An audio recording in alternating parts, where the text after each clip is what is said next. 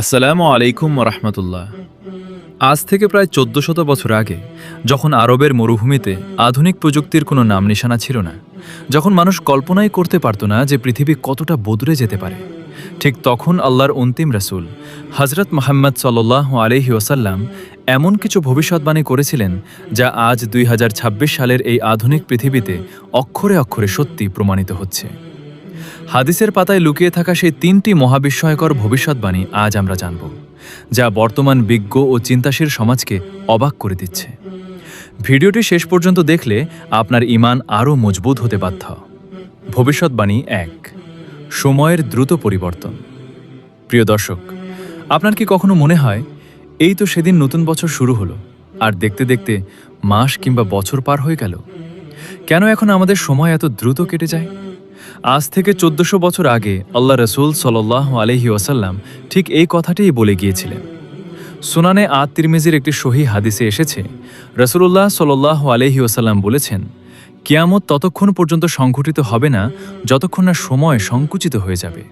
তখন একটি বছর একটি মাসের মতো মনে হবে, একটি মাস একটি সপ্তাহের মতো মনে হবে, এবং একটি সপ্তাহ একটি দিনের মতো মনে হবে। আজকের এই ব্যস্ত যুগে আমাদের জীবনযাত্রা, ইন্টারনেট এবং প্রযুক্তির অতি ব্যবহারের কারণে আমাদের অবচেতনে সময় যেন চোখের পলকে ফুরিয়ে যাচ্ছে। ১৪০০ বছর আগের এই বাণী আজ আমাদের প্রতি মুহূর্তের বাস্তব সত্য। ভবিষ্যদ্বাণী ২, রাখালদের উঁচু অট্টালিকা তৈরির প্রতিযোগিতা।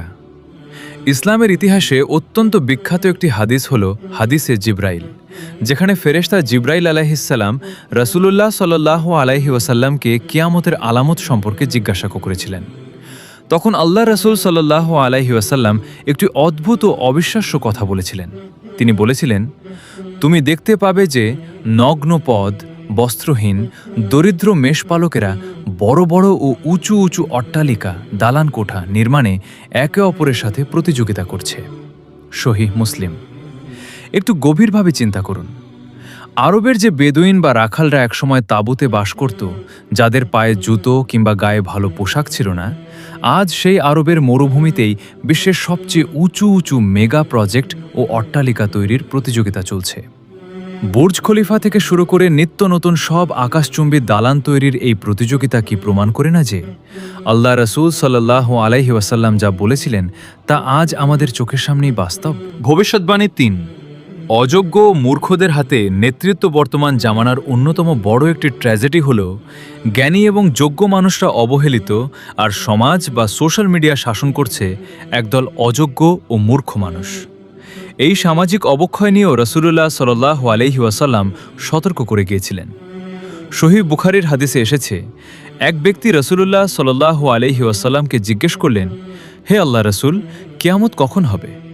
তিনি উত্তর দিলেন, যখন আমানত নষ্ট করা হবে তখন কিয়ামতের অপেক্ষা করো। লোকটি আবার জিজ্ঞেস করল, আমানত কিভাবে নষ্ট হবে? তিনি বললেন, যখন কোনো দায়িত্ব বা নেতৃত্ব তার অযোগ্য লোকের হাতে অর্পণ করা হবে তখন তুমি কিয়ামতের অপেক্ষা করো।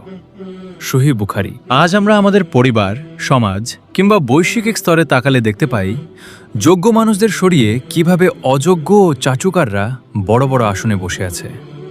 এই ভবিষ্যদ্বাণীটি আজ আমাদের সমাজের রন্ধ্রে রন্ধ্রে সত্য প্রমাণিত হচ্ছে।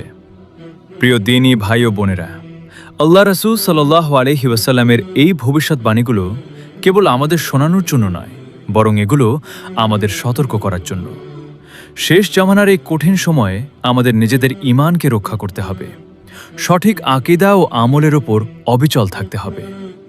ভিডিওটি ভালো লাগলে একটি লাইক দিন এবং সদকায়ে জারিয়ার নিয়তে প্রিয়জনদের সাথে শেয়ার করুন। আর ইসলামের এমন সুন্দর ও তথ্যবহুল ভিডিও নিয়মিত দেখতে আমাদের চ্যানেলটি এখনই সাবস্ক্রাইব করে পাশে থাকুন। আল্লাহ আমাদের সবাইকে ঈমানের সাথে বেঁচে থাকার তৌফিক দান করুন। আমিন। আসসালামু আলাইকুম ওয়া রাহমাতুল্লাহ।